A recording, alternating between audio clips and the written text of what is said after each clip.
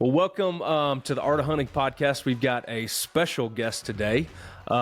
He's a dude that I have worked with kind of off and on over the years and just admired their podcast and their work. Mr. Matt Dye. No, we asked for Matt, but his secretary said that he was busy, but his assistant, Adam, could come on board. For sure. So, Mr. Adam Keith from Land and Legacy. Yeah, good to be here. How are you, bud? I'm good, man. I'm good. Good. Well, I know you're right in the middle of about every time I talk to you guys, you're slammed. You're doing consulting or something. But no, man, we appreciate you making the time to be here. And the concept behind our Rough Sketches podcast is that every painting that I do starts with a rough sketch and a big idea. So, a very loose idea of how you're going to do it, but a big dream, and you go from there. So the idea is that we have people on from really from across the industry, friends of mine, people that I admire, and talk about how they started, where they're at, how they got to what they've done so far. So we're not going to ask you any questions about clover food plots. How about that? Yeah. What a relief. What a relief. That's, as you know, Ryan, going back to our when I visited your properties, that I don't spend a lot of time talking about food plots in my work. And so, but the other side of that is when people ask questions, over half the time it's about food plots. So Yeah. to see that we're not going to be discussing food plots is a welcome sight. Yeah. Good, man. We're going to talk about bait. Corn piles. Perfect. I'd love to talk about that for a change. Yeah. No, so for people that don't know who you are or what you guys do, just tell me a little bit about you, where you live, and Land and Legacy. Yeah, so Land and Legacy is a natural resource consulting firm. Started in 2017. My business partner and I, Matt Dye, who's actually my brother-in-law as well, we launched this in 2017 to really start trying to assist landowners with more than food plots, with more than feeders, with more than minerals, and try to look at managing native ecosystems in a way that improves the habitat for not only deer and turkeys and other game species, but the whole ecosystem, all the way down to species that often get overlooked. And so that was kind of the approach, to think big picture, big landscape management, with a tweak, with certain tweaks that could still benefit deer hunters and turkey hunters. And we launched it in 2017, and now we have been in 32 states. I don't know, we're probably somewhere around 200,000 acres that we've assisted landowners on now. Woo. So how did you start? Because I know that everybody that like deer hunts wants to be in the hunting industry, and like. You take a farm kid that deer hunts and he thinks, I'm going to do habitat management. Like, it's kind of like when people ask me, I want to be an artist. Like, how does that work? Well, it works different for everybody, but how did that work for you? Yeah, that's a great question. I think, when I was growing up, the idea was I was going to work in the hunting industry. That meant I was going to be behind a camera filming hunts and then work my way in front of the camera. I'm 35, and when I was 11 years old, it was like you couldn't find me not watching The Truth About Turkey Hunting or any of the Primos or the Drury series and any other hunting show I could get my hands on. So for me, it was like I'm gonna film hunts, and that's kind of what the direction I took. Shortly after college, I started working for the Drury Outdoors, and then I worked there for a short period of time, but it was a long ways from home for me. And a lot of time behind the camera and doing things, and my farm was not seeing me anymore. And I started realizing how much I love my own farm and seeing my own plots, my own timber. And so I came home and I started working for Grant Woods with growing deer, and I worked there for several years. But kind of the same thing as that show, as we began to grow and do things, was like, man, I'm not getting to do the management that I like. I'm not getting to see my farm like I like. And, at that same time, Matt Dye was working with me, and it was like, you know what? The thing that I love most is improving a farm and seeing the whole ecosystem rebound. And I want that for landowners. And so it was kind Hmm. of that idea that really helped launch us into that space of natural resource management. Yeah. So how about Matt? Where because I he don't came know, from man. the He East just Coast, showed up right? one day with my sister-in-law, and I've questioned the decision ever since. So, but was he working for? Did you meet him through Grant? Yeah. Working for Grant? Okay. Actually, my first day as a full-time employee was Matt's first day as an intern. So Okay. he was 20, maybe. I was like Yeah. 20, 24, 25. So he's a Yeah. couple years younger than I am. He was an intern, and then several years later, he came back as my, long term, we were going to be business partners. That didn't work out, but as from the growing deer side, but as we launched Land of Legacy, it did work out. So Yeah. business partners from day one. Yeah. So, did you do any hazing his first day when he was your intern? No, we were. I No. felt like we were both probably being hazed at that point. Yeah, So, but the sister-in-law, or I guess so you married sisters. yeah, Okay. Because I mean, you guys from Missouri, you start yeah, trying yeah, to you yeah. start trying to wiggle your way through the family tree, and it's like pole beans. They just kind of Sure. interweave everywhere. He's a little closer to your part of the world over there, being a Virginia native. But Yeah. so be careful on trying to accuse him of being a Missouri boy. But But yeah, so they're your wives sisters. are sisters. That's Okay. right. That's And right. that came afterwards, like later, right?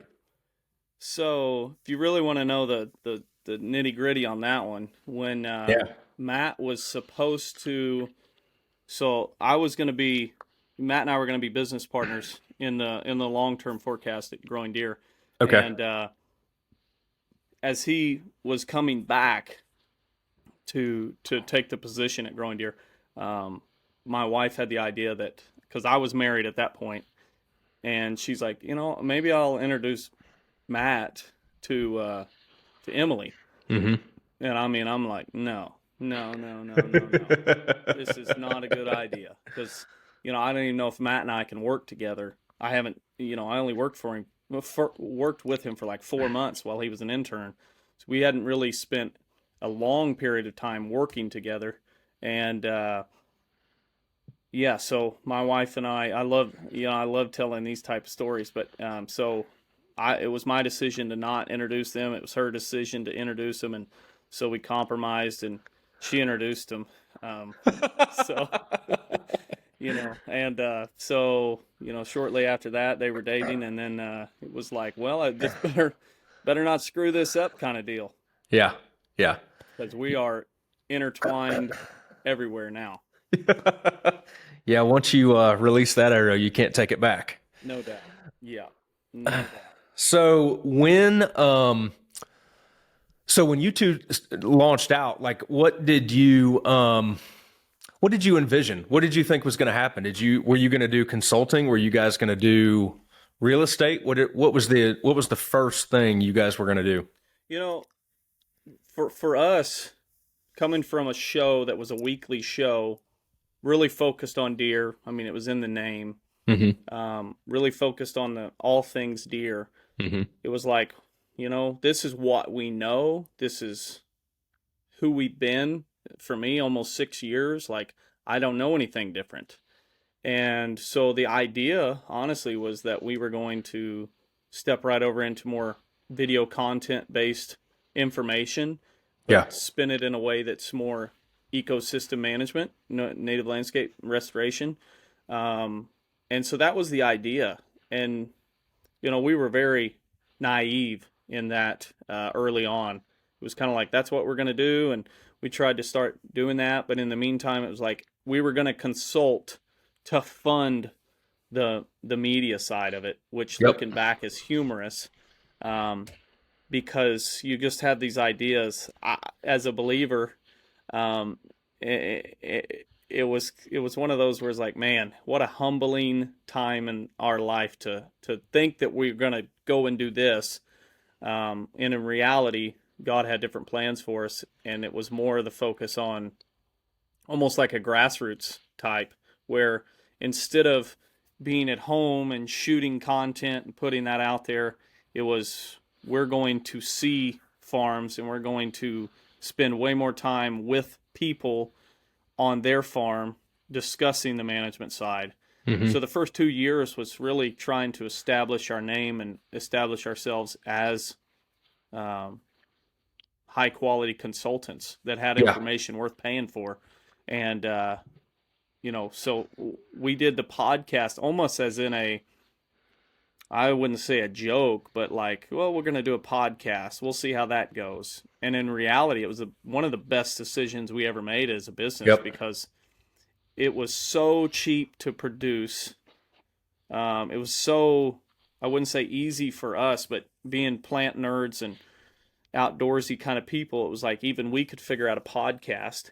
So we Yeah. just launched as a consulting company on doing a podcast, and at that point there wasn't another podcast out there like it, one that just sat down and tried to discuss everything that we talk about on a consult for an hour on a podcast. Yeah. And when we did that, man, the phone started ringing. I can imagine. Well, that's how we text and stuff all the time. And, you guys have done consults on my places too, but I consume most of you guys' content through the podcast. I mean, Yeah. that's how and even going back, like I told you I wasn't going to talk about clover plots, but here Yeah. we go. But Yeah. like, I even like search older podcasts that you guys have done. You said you're on number 600. Yeah. Well, there's still a lot of content there that you can, I feel like I can access you and your knowledge through that whole library of podcasts that, if you were just straight consultants, I probably wouldn't be able to. Yeah, it'd be So, very hard. And yeah. for us, what we're realizing is that it's one thing to talk timber stand improvement face to face, but if I talk to you about timber stand improvement for an hour Hmm. face to face, you're going to be like, we're going to ramble, we're going to rabbit trail, we're going to do all that, and at the end of it, we're going to take away a small fraction of what was actually discussed. But if we can do a Yeah. podcast where we're like, let's sit down with some notes and try to hammer home the points, it's just an absolute brain dump of whatever specific topic, and Yeah. people eat it up. Yep. Yep. So speaking of TSI, I've got to tell like the story of our first consult. So I'd met you guys at like the ATA when you were still working for Grant, Yep. and I remember you were making fun of me because I had just wrecked CJ's Harley Yeah. at that time. So we kind of hit it off and talked, and it was one of those deals like I was just starting out. You were starting to be on TV more, or on the show quite a bit Yep. more. But in no way, shape, or form did I ever think I'd, have a farm to hire you guys to come do a consultation on. So I bought a 40-acre piece, and it was straight timber, and had you guys in. And I had ordered like a tree stand or a forester safety kit, like off of Amazon, basically. So it came with like the helmet and the earmuffs and the chaps and everything. And that sucker was like fluorescent neon orange, like it blinded you. You Yes. could probably see it from Google Earth. And I had like my Johnsrud with a 16-inch bar, and my McDonald's Play Place safety equipment. And I remember you and Matt were giving me a hard time, like, "Hey man, those are cute. Just go play with your mom over there while we do some work." Let's go have a tea party over there. Yeah. I mean, when I worked for the Department of Conservation here in Missouri, in college and shortly after, and Yeah. did a lot of fought like wildfires, did a lot of prescribed fire. Hmm.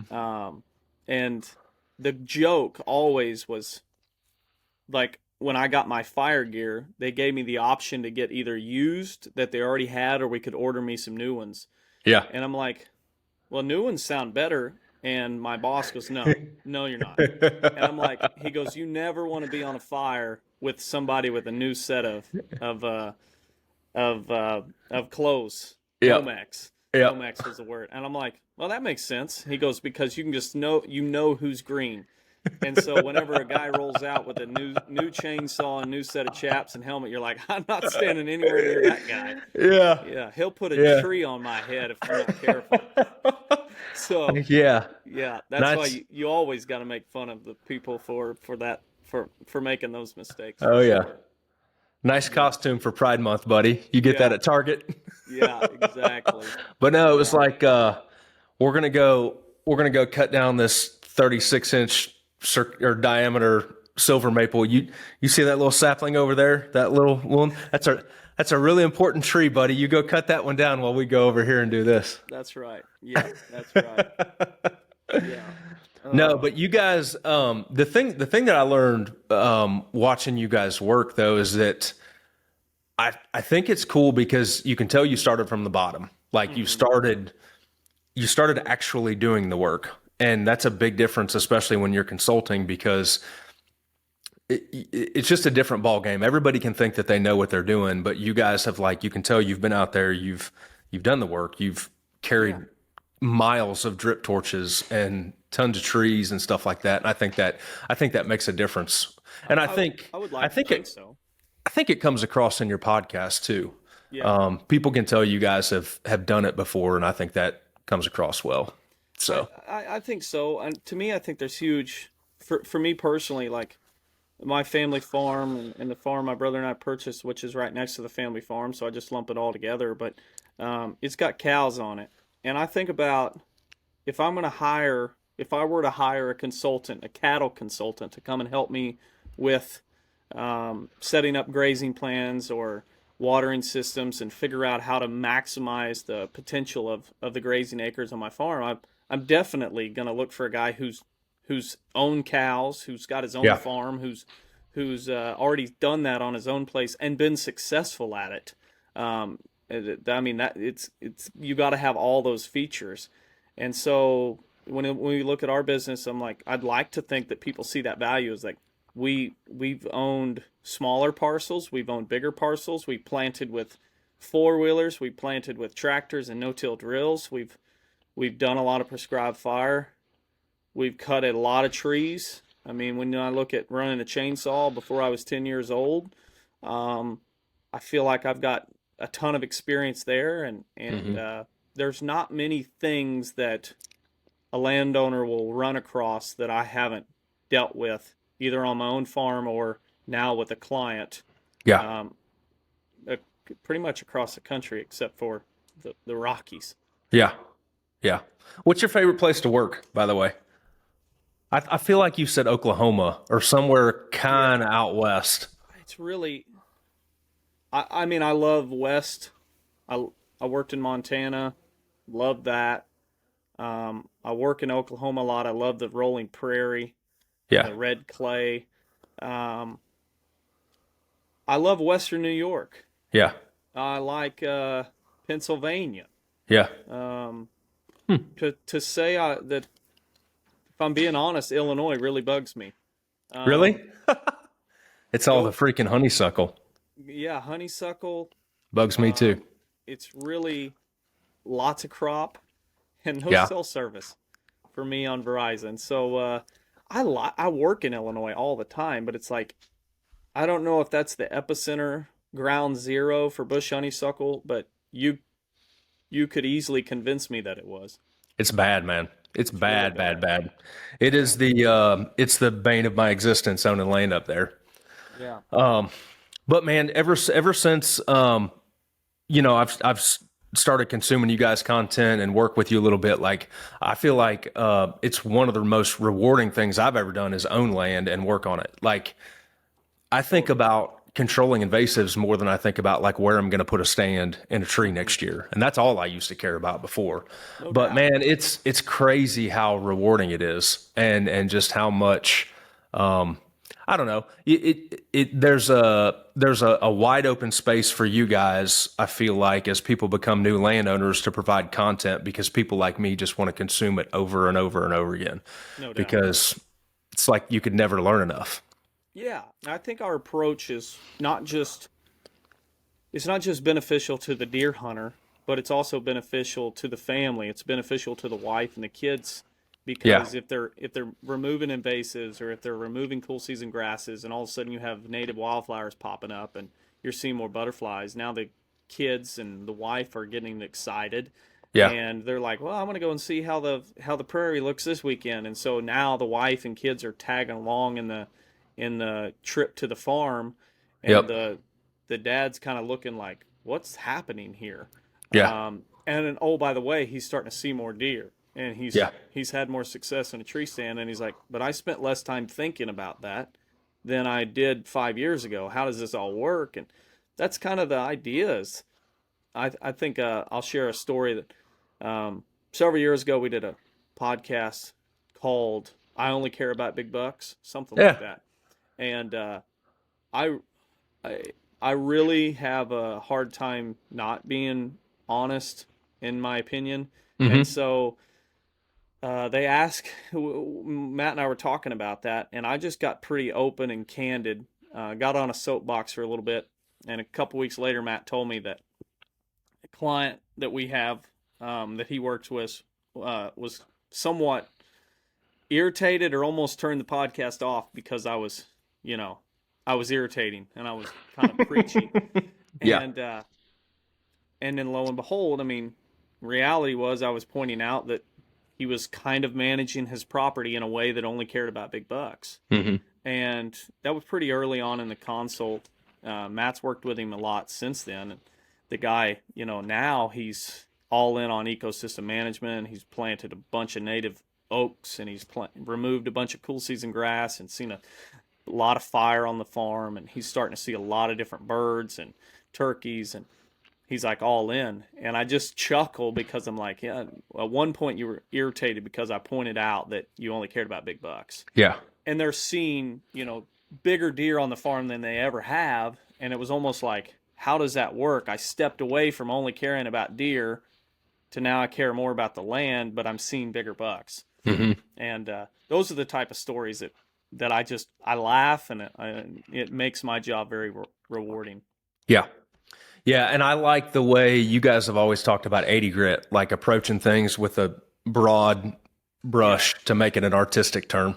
no doubt. Uh, Yeah, but focusing on the entire landscape, hit the high notes. Don't worry about the little. And I know personally, I used to be like way into the little stuff. Like, oh yeah, we've got to hinge cut this one tree to get this trail to come a little bit closer to the stand. And I still do stuff like that. But when you're thinking about bigger picture, broader landscape, you don't have time for that crap. Like, you don't have time for the little bitty, you know, little stuff. It's the way little stuff. more big picture. No doubt. It's like trying to get, when I was a young man. I think about I drove an old beat up. My first truck was a Dodge Dakota, and it had three versions of paint: primer, semi primer, and maroon. And when I had that truck, it was like deck it out with fog lights and decals and a CD player, and yet I wasn't checking in on the engine or the changing the oil Yeah. on time or changing the brake pads or checking the springs. I was Yeah. doing all the nonsensical stuff. Yeah. And I see that with landowners all the time, where it's like, you aren't even addressing the problem of the farm. You're putting out mock scrapes and mineral when your timber lot is completely closed canopy, no cover, and or you're trying to address EHD outbreaks, but yet for 3 years you've been griping about having too many deer. Yeah. And just change in perspective has been probably one of the biggest jobs that we've had with our business. Yeah. So speaking of the business, you guys have the podcast. Like, Yeah, how do you guys actually make money? Like, what are the different parts and pieces that you guys do? our wives had good jobs, so we don't make any money. That's no. We make our money from consulting, Okay. from working with landowners. Each week from January to October, Matt or I are traveling. Sometimes both of us. A lot of times during the spring and summer, we're both on the road. And then we got a couple other guys that do work for us, Kyle and Frank, and then we've got another guy, Brady, and another guy, Alan, who are starting to pick up more and more. And so our jobs vary from writing the first initial plan to helping address and walk contractors through NRCS equip contracts, Yeah. to working with contractors. So ultimately, the bread and butter of our business is consulting, though. Yeah. Yeah. Yeah, I figured, I think it was probably before COVID. See, I used to run into you at trade shows all the time, mainly ATA, and I don't go to any of them anymore. But there was one year I was like, "Hey man, you going to be at ATA?" And you're like, "Dude, we're not even going. We're booked like 6 months out on Yeah. consults." And Yeah. I knew you guys were, hustling then, and had a lot of consultations. So No doubt. Yeah, yeah, the first couple of years, like any startup business, it was slow. yeah, We were charging less than we charge now. We didn't have as many consults, hmm, and it was pretty slim pickings. The yeah, first 2 years was like, is this ever gonna take off? Like, there's hope. God has certainly put it on our hearts to continue this, and He's hmm, laid out some things for us to make it seem like it's moving. We're moving the needle, but you know, you're hoping to increase your pay by several thousands of dollars just to make it, and you're like, it's not coming. And the phrase, what's better at home, working your tail off, or what's worse than making no money and sitting at home is working your tail off and making no money. And the first couple of years felt like that. We were on the road, yeah, we were traveling, and it was just like, we ain't making anything. We're just paying the bills. yeah, And we're in a hamster wheel of life. And all of a sudden, at 3 years in, stuff started to break and yeah, stuff started working. And it was like, okay, this is going. And then now that was, I guess, 3 years ago. And so it's just like, wow, yeah. crazy how much things have changed. My But wife now works at home for yeah, us and gets to stay home with the kids. And you just think, like, my goodness, I don't want to forget what that was like the first 2 years. But yeah, at the same time, it doesn't scare me anymore because I know how well we worked during that time frame. So yep, just, you know, just keep grinding. yeah.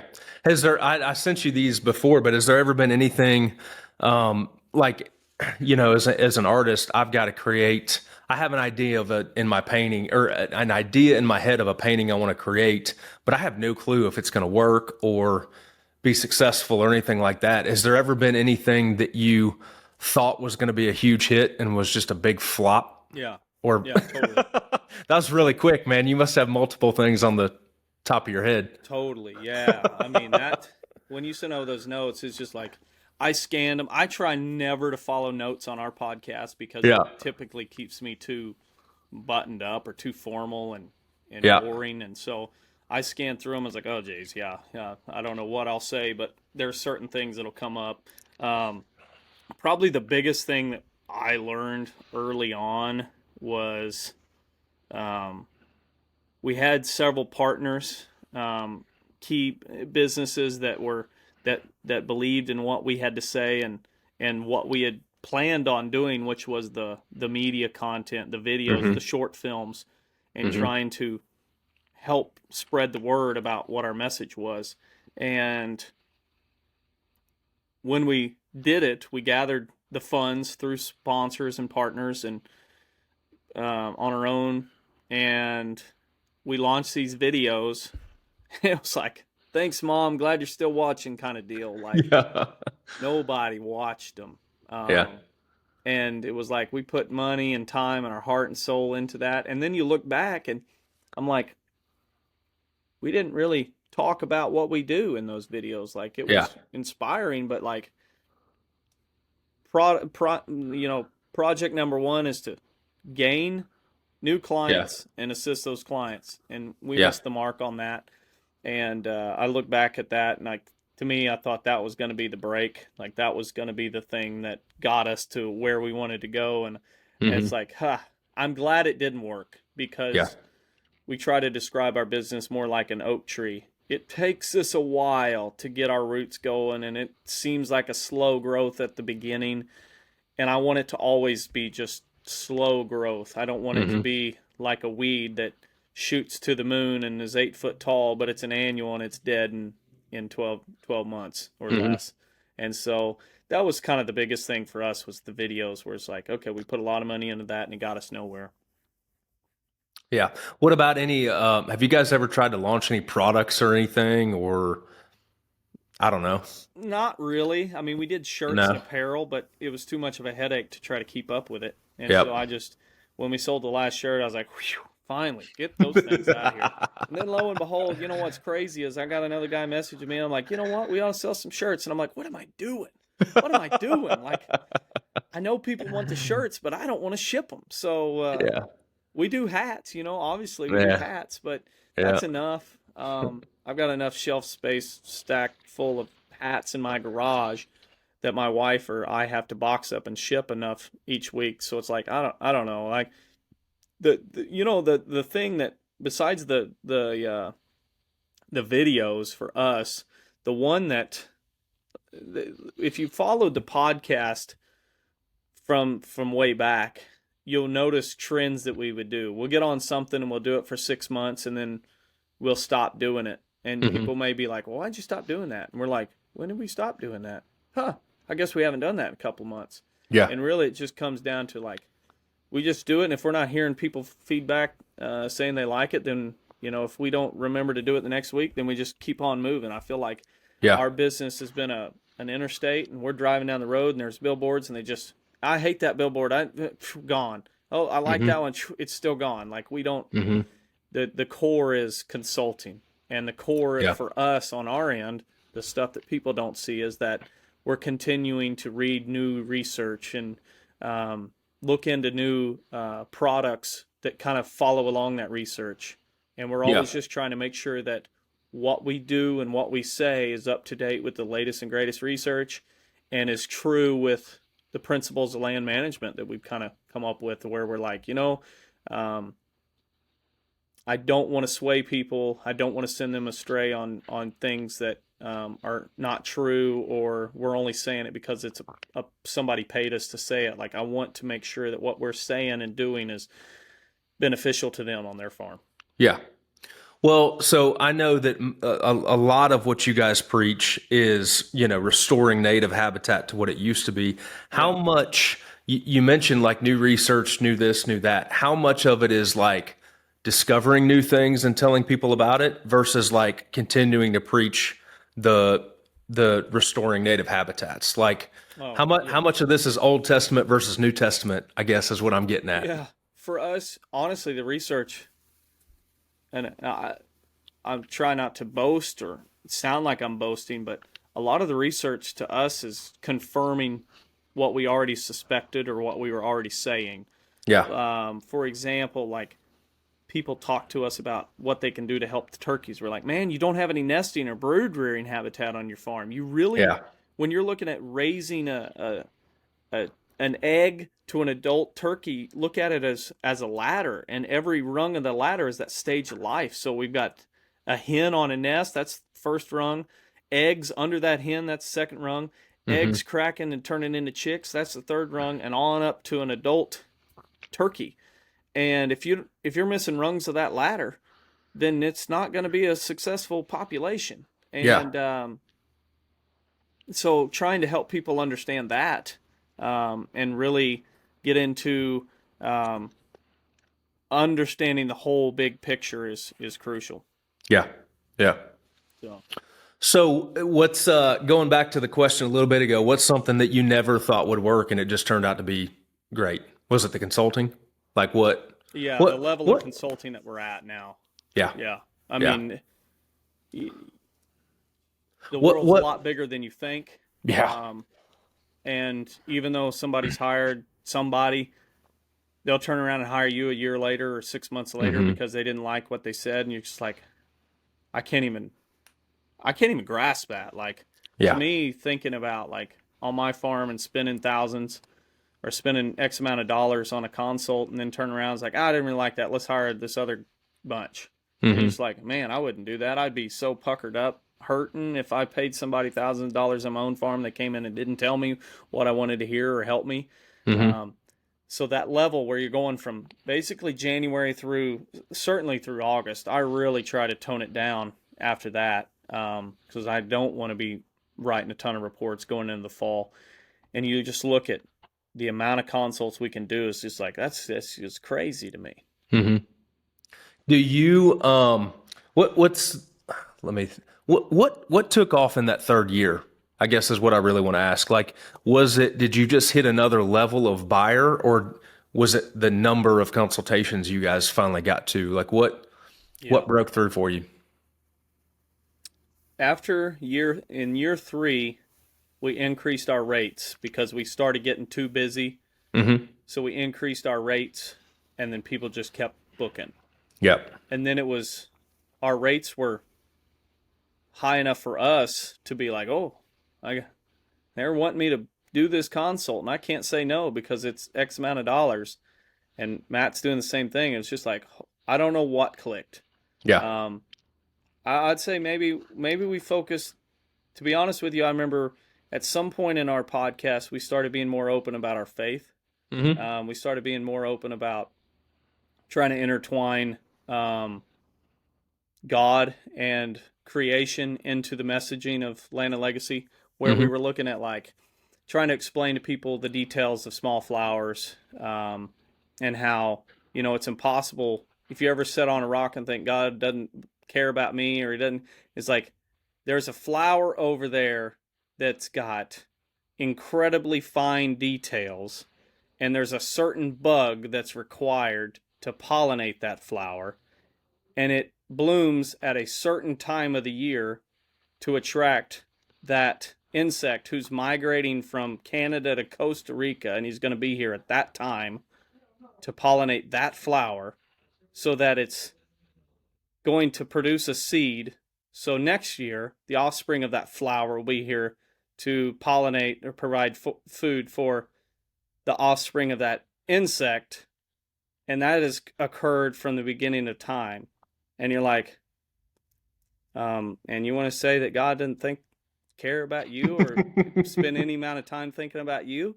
And Yeah. it's like when we started really doing that, that's I'll point all the success to God in our business, because it's even hard to describe to people what we do. Mm-hmm. And so when it's hard to describe to people what we do, especially like for my wife, like it's very hard for her to tell people what I do. She says that I have a made up job.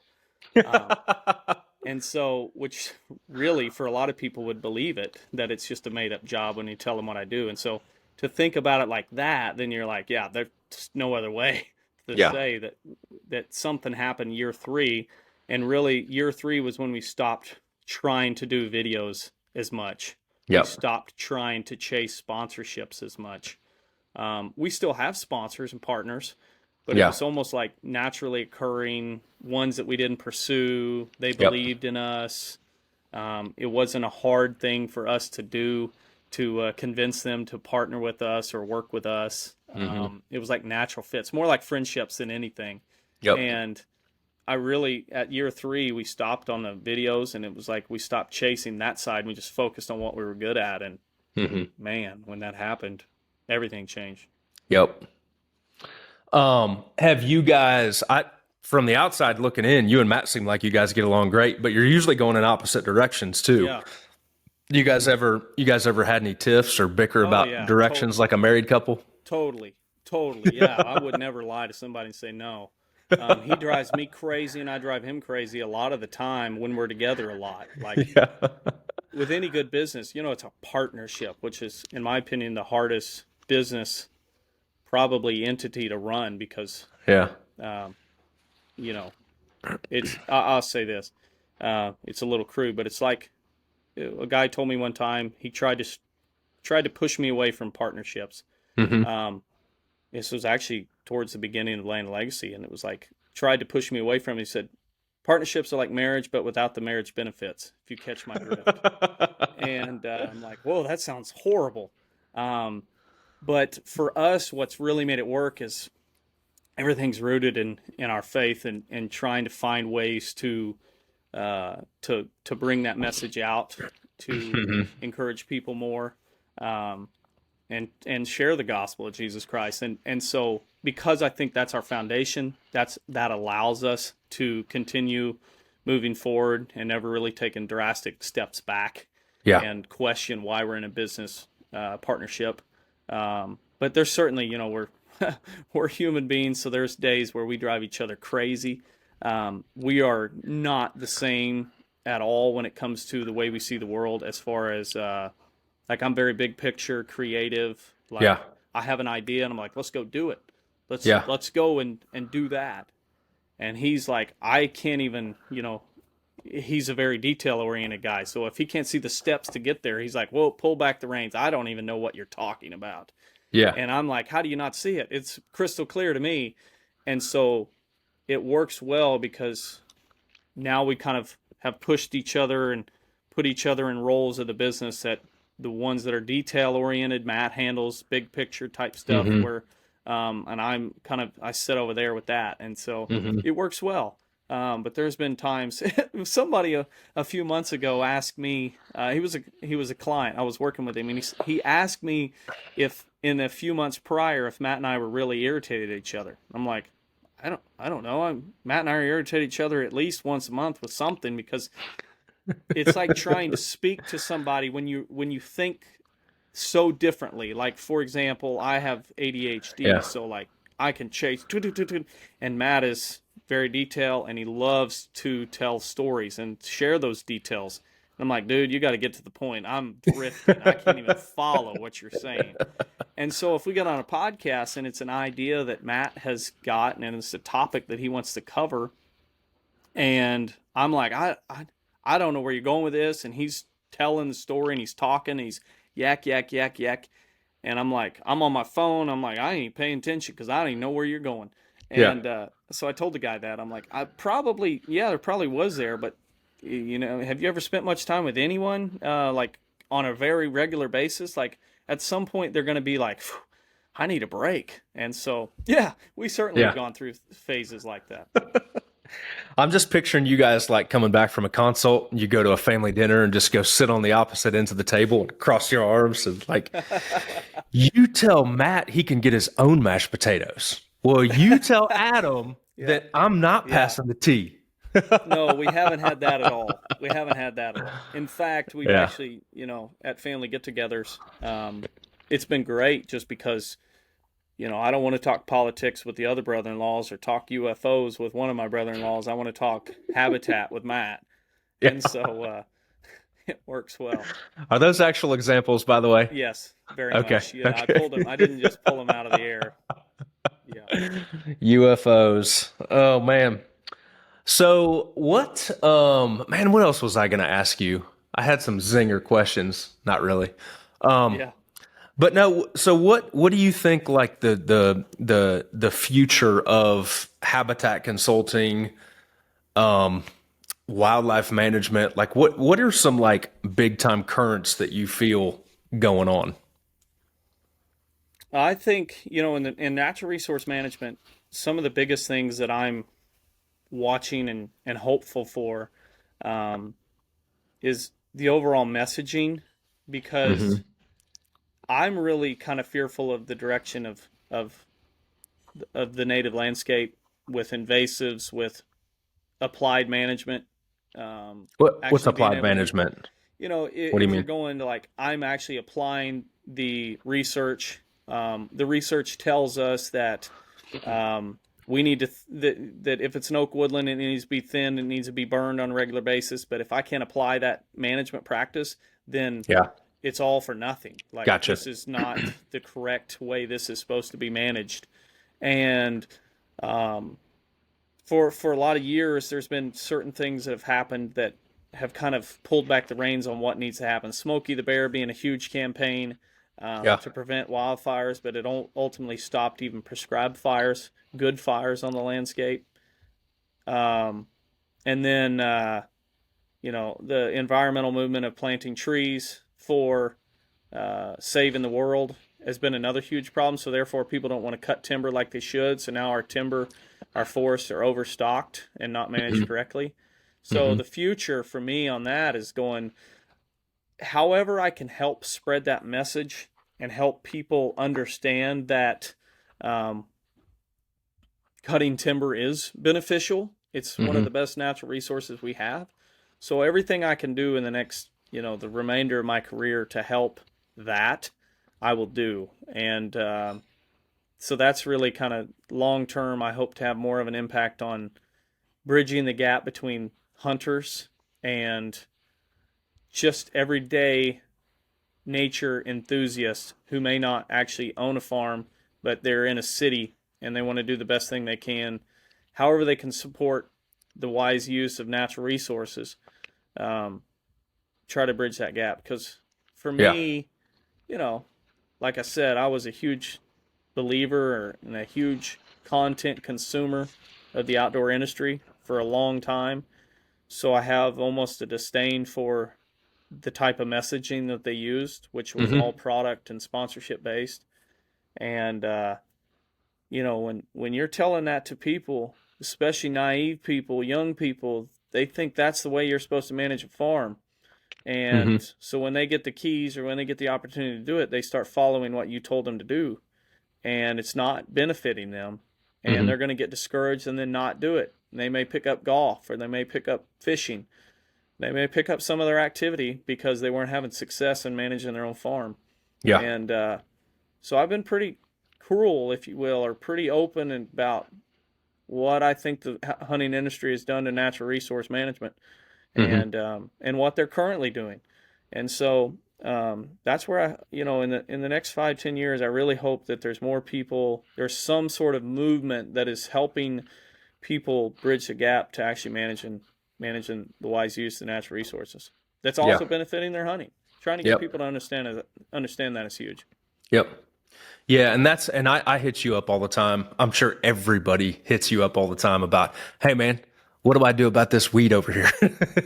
But like Yeah. there is a big there's a lot of people that want to do the right thing, but they just don't know where to start or they're afraid to start. And I feel Mm-hmm. like personally, I've made big strides. There's still a few things that I'm trying to wrap my head around and like I need to tackle next, like prescribed fire on my Yeah. timber and stuff like that. And I'll get there. But I feel like there's so many times as a landowner, it's like, God, I just wish there was a crew that I could hire to come do this. Or, and not because I'm not willing to do the work, but maybe I just don't feel like I quite have enough information, or it's hard for me to line up 4 dudes to burn on a good burn day, because everybody's Mm-hmm. busy or something like that. So I feel like there is an implementation gap in there. No But doubt.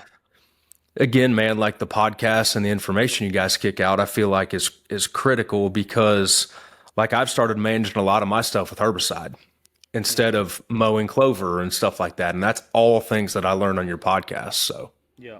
I thanks for think that's that. the yeah, well, I appreciate that. For us, that's kind of the other big void that we're working on trying to fill is the first void was getting people to understand what we were saying, to understand why we needed to manage this way. And now I think the next step in that is giving them solutions on how to manage that way because a lot of these Hmm. guys won't be able to do it if it falls on their shoulders. And I think that's even kind of how we manage in our belief system is I want to have a huge impact in managing native ecosystems and helping people Hmm. understand why that's crucial. But it's not going to be done if it's all falling on Matt and my shoulders.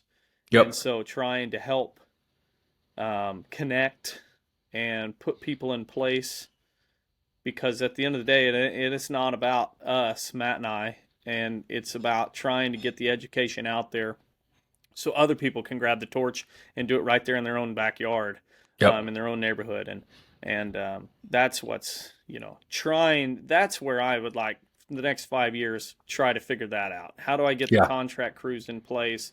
How do I get the landowners to understand the need to shift away from current practices or old practices that they've Hmm. used and focus more on these? Yep. Well, if you get a crew that'll just eradicate bush honeysuckle, you just let me know, buddy. I think I I got bet. them. I really do. I think I Yeah. got them because interesting phone call just yesterday Yeah. with Matt about some stuff that's in the works. We're going, okay, we'll get them. Get them. Planning legacy worldwide, baby. Yeah, that's So, right.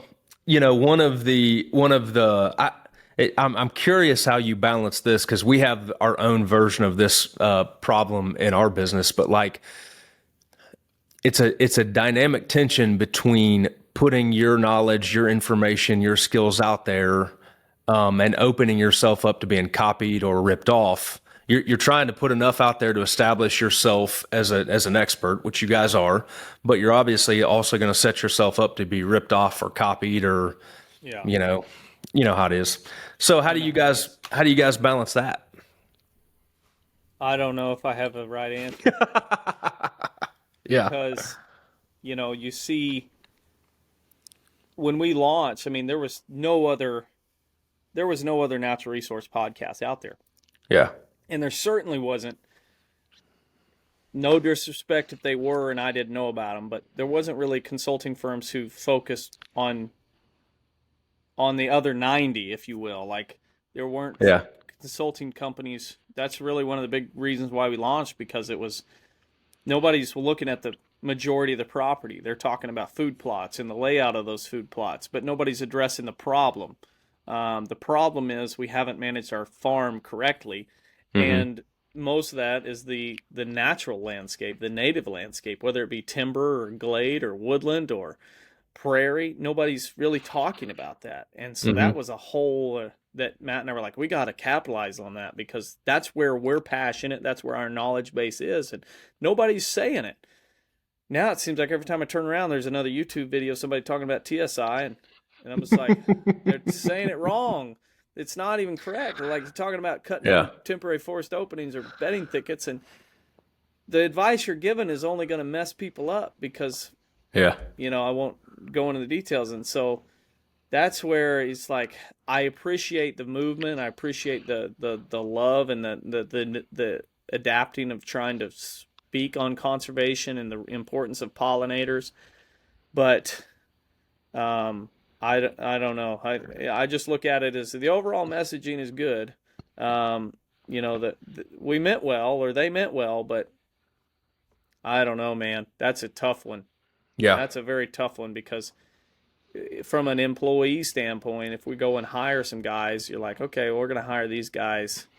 Um, it's like that's the fear. How do we know they're not just going to 2 years after they get all the information branch off and start their own consulting firm, which Yep. very well could happen. Um, for us, it's just been, we can't control anybody. And if they're leaving to go and do good work and spread the gospel, then I guess I'll pat them on the back and say, however I can support you, Yep. go and do it. No, Yep. don't make me proud. Try to make, spread the gospel. That's what it's all about. So if we Yeah. can do that through natural resource management, I guess it may suck from the business standpoint, but um, at the end of the day, it's just business, and it's not really the sole purpose of being here. Yeah. Yeah. That's good. I've always told our people because we deal with it all the time too. But Mm-hmm. most of the time it's not copying our ideas, like they're actually stealing my work and putting it Yeah. on stuff. And we fight that legally and kind of tamp that down. Yeah. But I've also told people like if all we ever do is focus on like trying to if all we're ever doing is playing defense, we're never going to go to the next level. And it's almost better to just keep innovating, keep pushing forward, keep doing our thing and doing it faster and better than anybody and just let everybody else have the scraps type Amen. deal. Amen, You brother. know, That's kind of I mean, I look at Yeti, like nobody thought we were ever going to pay $200 for a cooler. And then Yeti did it. And look at how many knockoffs they've had. yeah. But Yeti's still there because they still continue to keep pushing and going. And, I just, Now they're doing $400 cast iron. People are buying. I'm sure they're doing whatever. Yeah. They're probably going to get into feeders and all kinds of stuff next. It's I'm a kind of great surprised they brand with don't have a great feeder. products. They don't Yeah. have a feeder. No. But I've always told our people like, yeah, we got to play a little bit of defense, man, but we just got to keep pushing forward and keep doing it and staying on the cutting edge. No doubt. I So, think that's where, just the competitive spirit is there. Like I love competition. I love sports growing up. mhm. Um, and I just a part of me, I guess I was re-inspired because as a kid I grew up watching Michael Jordan, and then when The Last Dance came out, it was like, oh my goodness, he's cutthroat. Gosh, I love Michael Jordan. Yeah. I love his competitive spirit. And so it's just like, you know, if I pick up a quality whitetails and I read a magazine article or I read one of the articles and I'm like, I could have written that. Like these are words that I use on the podcast all the time that who else says dilly dally? I'm me and five other guys in the world. Like how do you apply this to land management? But somebody does and you're like, come on. Let's be a little bit more creative than that. But at the end of the day, it's just like whatever. I keep moving forward and Yep. competing and knowing that at the end of the day you may beat me, but it wasn't because you worked harder than me. Yep. Yep. Yep. For sure. So what's up next, man? Other than a bush honeysuckle landscape crew? So we launched a TV show in collaboration with one of our consultants or our clients. We Yeah. consulted on way back when on Sportsman's Channel, and that might be a look into land and legacy hunting more than we've ever done. For a long time in my life, I wanted to be an outdoor hunting personality and cameraman. Mm-hmm. And I mean, that was a dream of mine for a long time. When I realized that I wasn't going to cut it as a Major League Baseball player, is when I shifted over into that. So that was pretty early on. Yeah. Pretty I was early gonna on in say, the were you T-ball. 35 when that happened? Yeah, I was like 11 when that happened. And I Yeah. realized kid pitch was tearing me up. Um, but when so for us like in doing that, like kind of shifting away from that, um, I reached a point in my life where I didn't enjoy hunting like I used to. Mm-hmm. Just going back to the growing deer days, like at some point, the grind of constant video production and trying to make sure we got something killed on camera created almost a negative effect for me where it was like, ugh, I don't like hunting like I used to. And um, I ended up killing a deer that year on my family farm in a place that I'd managed hard and done a bunch of stuff and was like, oh my goodness, that relit the fire for me. But I still was like, I don't want to do a TV show. I don't want to do any kind of major. We'll still film hunts and we'll still do all that, but it's on our Mm-hmm. time. It's not meeting these requirements and different things. And then, so I had pretty much all but put it behind me. And then lo and behold, when I reached that point in my life was when that opportunity came knocking. And it's just like, of course, I had to like give that up and be okay with never doing that. Mm-hmm. And then God's like, here's the opportunity. He's like, okay, all right, yep, I'll do it, and I'll try to honor you in the best I can, and ultimately um, I'll try to have a bigger impact in the world Mm-hmm. for the messaging that we're always sharing. So who So knows?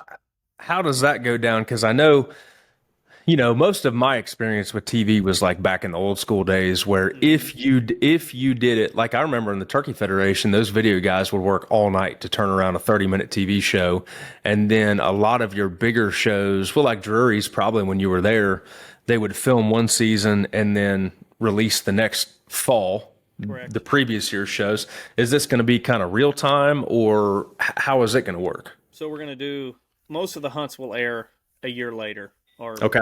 8 months later. So we just launched this week the first episode Hmm. from a hunt that occurred last September. Okay. Um, and so that's kind of film all fall and then spend the winter and the spring prepping and getting it ready, doing the extra edits and interviews, and then launching in the end of June and going through quarter three and four. And then in Yeah. the meantime, we will launch um, on YouTube as well and have YouTube content and do Yeah. that whole thing.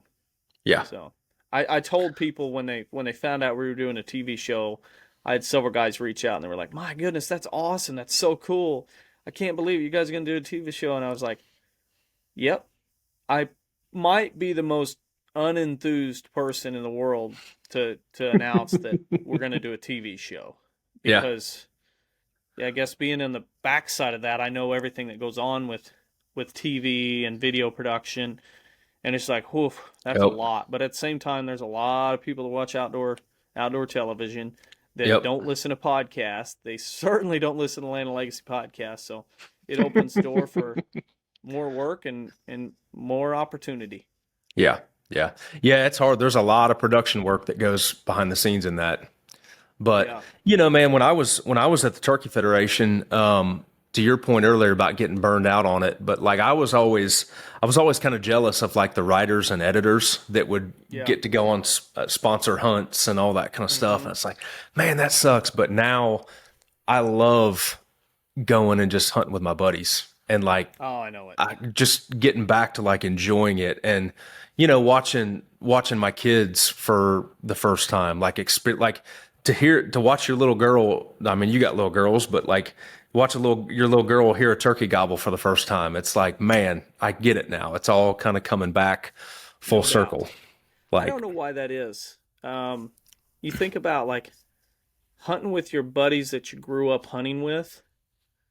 It's almost like there's a level there that they've known you more than anyone that you ever hunt with will. There's hmm like a kind of like my grandpa was a World War II veteran, and he like had this like it's hard to even describe.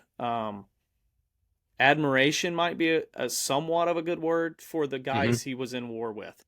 Like he had like when he would talk about it, he just kind of these people were near and dear to his heart, and he's like he hadn't seen them in 60 years, yeah, or some of them he's seen twice in 60 years, but he had this like even when they would pass and you talk to him, he would be like very upset about it. And so there's like something about whenever you're in the trenches, literally in his case, with these people.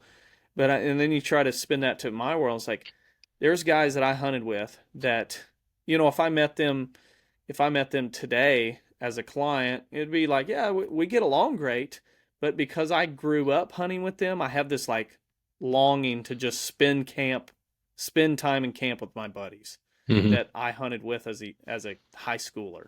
yep, And so, I got to hunt with one of them last year in Utah on an elk hunt. And immediately I'm like, oh, we're getting the other buddies. This is how we're going to get the band back together. We're going to do elk hunts together yeah, because there's so many jokes and things that happen when you were kids that you just like, only they know them. And you're just like, hmm man, this is so much fun. yep. I don't know why that is. It sounds like yours the same way. Like I want to hunt with my buddies. Yeah, man. I don't know. Being in the industry, it's a really cool thing, but you can also get really jaded at times. Yeah. Like, and the outdoor industry is typically kind of a copycat industry. Like cool trends and techniques and videos and marketing hit like mainstream, and then they kind of trickle down to the outdoor industry. Yeah. And you just as a guy whose background is in like design and marketing and advertising, you just want to throw up in your mouth a lot of times, Yeah.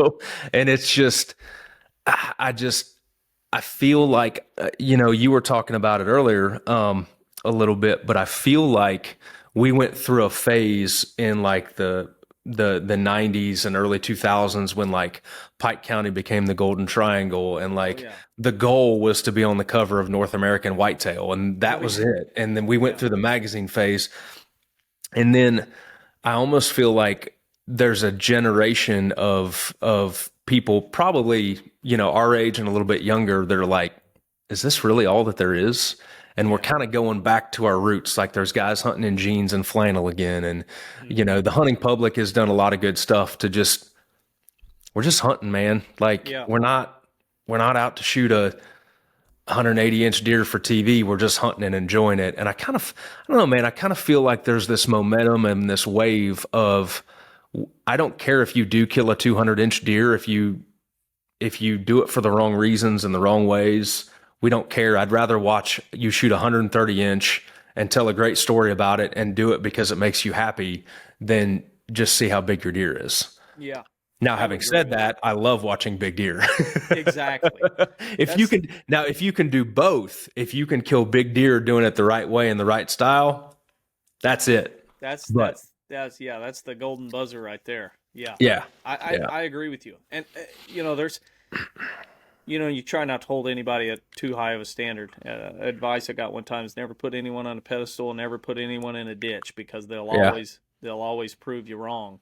yeah, And I think of that like, I see this movement where guys are like, "Oh, didn't kill it on public." That's true, or it's might as well be livestock animal. You were on a yeah, big farm and you're managing. You had food plots and you're in and a blind and I was just like but at the same time we'd all love to be in a big food plot with a blind shooting a big old buck.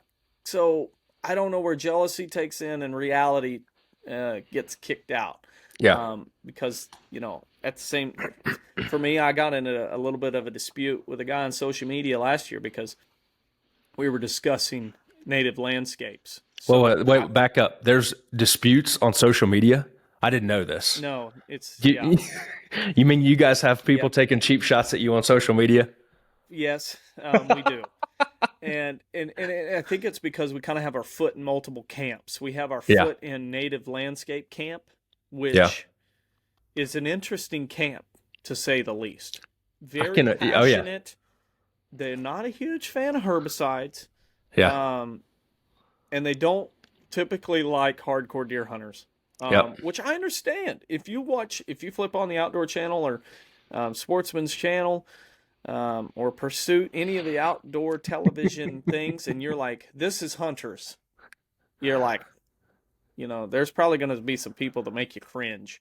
Yeah, And so we're in that camp and we're sharing. I would think I was in a discussion about native landscapes and then also food plots, which are non-native species that people use to attract deer. Nothing new that hmm you don't already know. hmm Um, and the person was talking about how success that was had. I was talking about success that was had on my farm and how, just how awesome it was to shoot him, to harvest this deer at the edge of a woodland restoration area and da da da da da. He said, yeah, as long as you weren't in a big food plot or a blind with a heater, da da da. And he kind of made this like, if you do that, you're not really a hunter, or you're not really a man kind of deal. I said, well, I just want to backtrack. I certainly hunt out of blinds. I certainly hunt over food plots. And I won't be ashamed of it to anyone because I'll sit in that knowing I worked my tail off restoring glades and woodlands and using fire and doing all that stuff. So if you think that I'm going to feel shame in sitting here because you told me to feel shame, it is not going to happen. yeah, And so putting your foot in multiple camps can be interesting to say the yeah. least. Well, and I've always thought, I don't even know if I've ever aired this thought publicly, but um, you know, I've seen both sides of that too, and the public land thing is all the rage and it's all cool.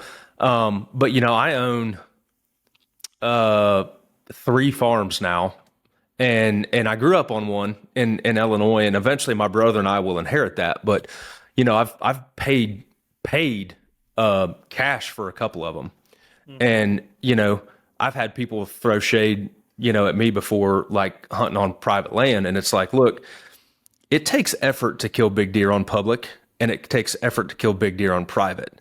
But while you were out scouting public land, I was doing freelance work and hustling and grinding and saving money and investing and this and that and the other so that I could eventually buy a piece of land. And so they both take work. It sometimes just takes different kinds of work. And, I mean, I know that there are people that inherit and walk into huge tracts of land. Most of the people that I know work their face off to own that land. Yeah. And they dedicated their effort instead of like hiking and hunting public land. They devoted their time into building a business and buying land and making that land what they wanted it to. So I think it takes a lot of work either way, but there's also so many levels. Like, I'm not a big fan of hunting out of blinds because I can't see or hear the way I want to. Yep. So I shoot a compound bow, and I like to hunt out of a tree stand. I'm actually going to get real mobile this year and try some new stuff. Yeah. And I can sit here and think that like I'm the standard by which everyone should be made. And then there's a Yeah. dude wearing the waffle long johns and jeans with a recurve shooting bigger deer than me. And Yeah. it's like that dude's the OG. He can look down on me. I can look down on other people. And it's just like where are you gonna set the standard of actual hunting, you If know? you start that slope, because I'm like, I can probably, being honest, I can probably give the impression that if you don't do it the way I do it, then it's not as good. Like, meaning you're not going to have as much fun. Like the way I hunt turkeys, I feel Hmm. like is the pinnacle of hunting turkeys. But there's Yeah. all kinds of other ways to hunt turkeys. I just feel like if you hunt it my way and you get the full experience, you're going to say, "Yep, that's the way you should do it." Hmm. And so like crossbows, people hate crossbows. I don't really hate crossbows like other people because I'm like, how much crossbow, yeah, you cock it back before deer gets there, you pull it up, click safety off, whack. Compound bows, like if you know what you're doing, I'm just as deadly with a compound as I probably would be with a crossbow. Hmm. And so it's like if you're gonna throw shade at somebody for using a comp or for a crossbow, I hope you're using a recurve or Yep. slinging an atlatl, because you start going down that slope. It's like I hope you wear buckskin and throw a recurve that you made out of a hickory on your farm. Yeah. And to me, that's kind of like that's the part of it where it's like, man, I just in reality, I want to back up and kind of address something too. My brother and I, we bought a farm, Yeah. and it was a great price, a great opportunity for us. But my brother's a humongous fisherman, and for I think almost 2 years he didn't fish because we were working on that farm and Hmm. doing all the things to make that farm work. And the comment, oh, it must be nice buying a farm. And it's like, yeah, it must be nice going to the lake every other weekend too, and having Yeah. that boat and doing all that stuff and fishing with your live scope and catching all those crappie. Yeah. But we don't do that, and so it's just like it's all about perspective. Yep. Yep.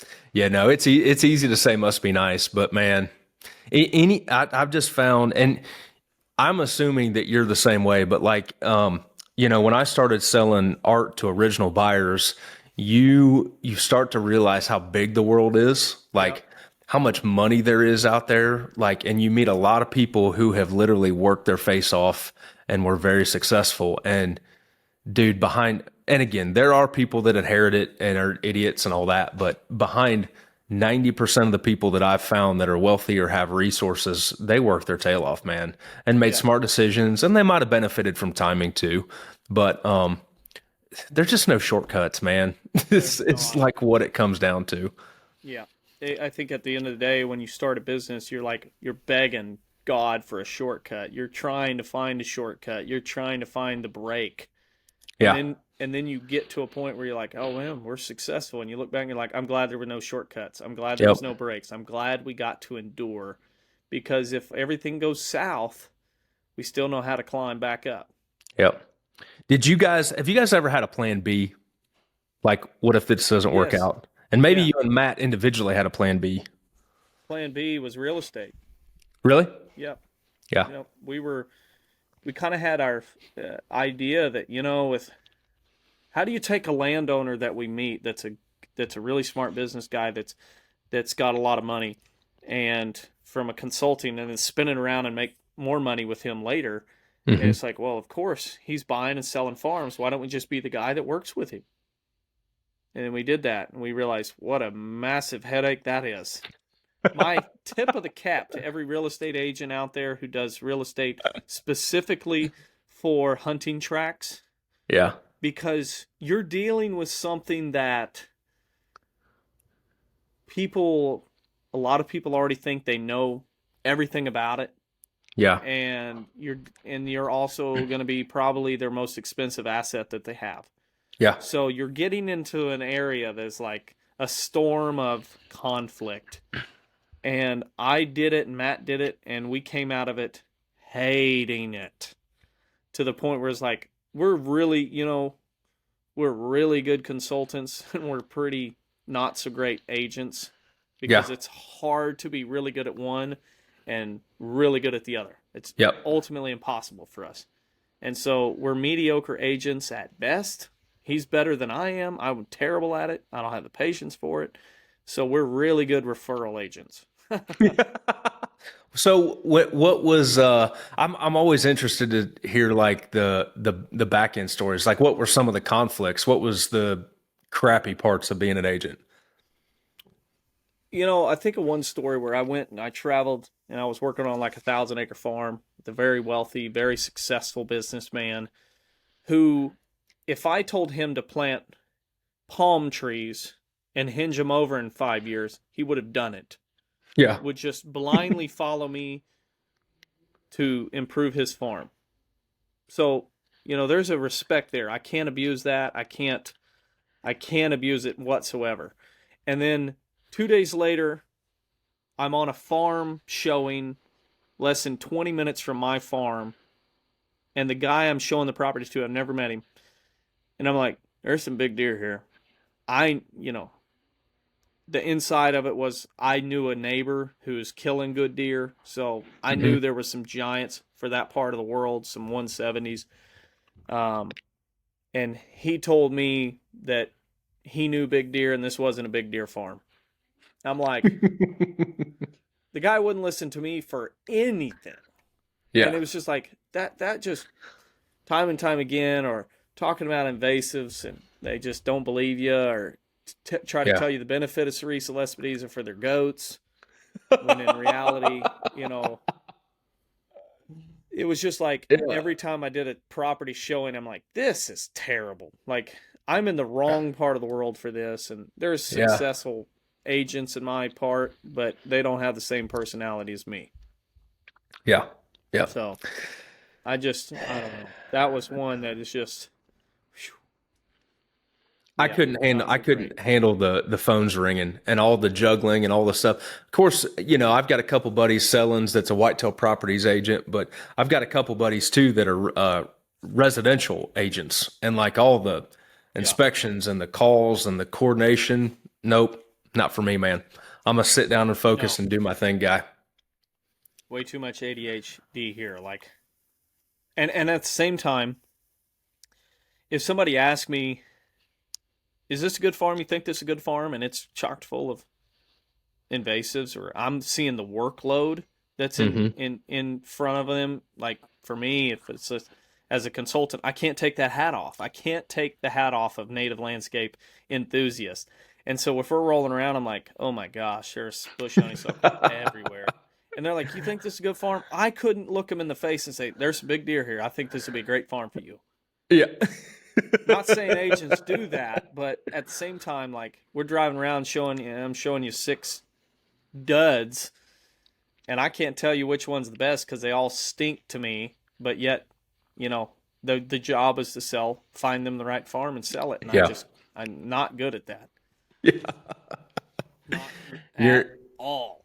Yeah. Yeah. You've got to develop that skill of like, that's a little bit of Sarisa, but look over there. Look at all those natives over there. Look how great that is. Yeah, We, when, exactly. when we bought this place, my buddy Joel was our agent, and we have our house. We sit on 8 acres, and we've got like a 4,000 square foot building that we ended up renovating for this place. And they were showing it. I don't know why they did this, but they were showing in February. That's when they started the listing. And it was like, there were 4 showings on a Friday night. There was going to be 12 the next day. And in the shop out here by the tractor, there just happened to be a pipe burst. And it was just like a fluke thing. So we came to look at the place, and Joel had his little girl with him, Hattie Mae, she's probably like 8. And there was water coming in on the concrete floor, like in the garage shop area. And I was like, what do you think? We ought to buy this place, Hattie Mae? She's like, no, there's water everywhere. Don't buy this place. But I mean, it was Yeah, a simple, fix for a plumber, but it was funny. Like, she's like, I would never buy this place. There's water everywhere. everywhere. Yeah, Yep. yeah. That's been for us. That was kind of a venture that we thought, yeah, this is going to be awesome. Like, we're going to sell 20 farms and we're going to be consulting on the side. Like, and in reality, you just can't do it. Yeah. It's, to me, it almost feels a little like it's two jobs that should never go together, because if you're successful in consulting, you're going to be doing that and writing plans. Yep. And if you're successful in that, you're going to have an understanding of invasives and the workload that needs to go into improving farms. And so if I get into real estate more, that's like, other than referring, it'll be, I don't know, it'll be on the restoration side, trying to find very low value farms and get in there and purchase them and then improve them and then try to sell them to other people. That might be, because that, to me, we've done a little bit of that in certain states, and it's fun to see that happen, to kind of have an opportunity to roll in there and purchase it and then cut it and do all the stuff and then say, here you go, I'm handing you the keys to a Ferrari. And we bought a Ford Pinto. I know you guys love the term turnkey. Oh man, yeah. Very rarely do you find one out there, but by golly, if you look at listings, they're everywhere. Yeah. Well, man, I appreciate you being on, and dude, this has been a great podcast. I've learned a lot from you. I mean, I've known you for a while, and there's a lot of stuff that I didn't know. So, before we go, tell the fine folks on YouTube and podcast world where they can find you. Well, you know why they can't. You've learned some stuff because I can't stop getting asked questions about food plots. So that's why you got to hear new stuff today. But yeah, I appreciate having us on and having me on and getting to share that part of the business. And sounds like the kids just woke up. You start hearing some background noise on my end of the world, but there you go. I am. We're on YouTube as well. Land and Legacy, the and sign. We're also on iTunes and any other place you get your podcast. Just search Land and Legacy and you'll find us. Awesome, also man. On social media, even though I wish we weren't. Where can they see the new TV show? And can you drop the info on that? Yeah, Sportsman's Channel. Okay. Sportsman's Channel. Just search Hunt Works. Okay. WORX. That's Hunt how you'll find Works. It. Cool, man. Hunt Works. Yeah, man. All right, brother.